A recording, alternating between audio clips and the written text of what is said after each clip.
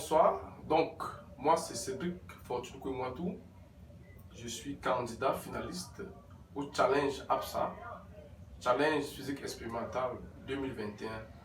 Et le thème présenté pour ce challenge s'intitule Four à pain scientifique à base de biocharbon et d'énergie solaire photovoltaïque. Dans cette vidéo, nous allons vous présenter un bref résumé de ce que nous avons réalisé. Alors, nous avons conçu à partir des résultats d'un article scientifique publié. Nous avons pu exploiter les résultats des fonctions objectives qui nous ont permis de dimensionner la chambre de cuisson et la chambre de chauffage. Cette fonction objective nous a aussi permis de trouver les dimensions physiques optimales qui satisfont à la miniaturisation des pertes d'énergie thermique par les parois de la chambre de cuisson. Une fois le dimensionnement terminé, nous avons aussi dimensionné le brûleur et ce brûleur donne une puissance thermique à peu près de 1600 watts. Les données ont été calculées sur la base de l'article publié.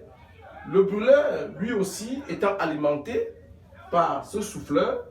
Et nous avons le brûleur qui utilise des briquettes de biocharbon, c'est-à-dire des charbons écologiques issus de la transformation des ordures ménagers des villes de Douala et de Yaoundé.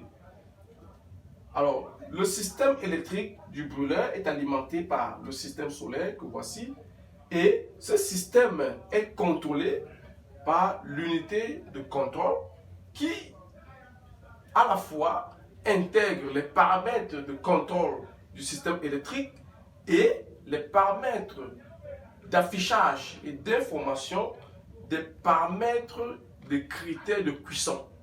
Donc, dans cette unité de commande, nous avons la possibilité de suivre l'évolution à la fois de la température de chauffage de la chambre de cuisson et nous pouvons aussi suivre l'évolution des critères de qualité en allant de la valeur minimale à la valeur maximale.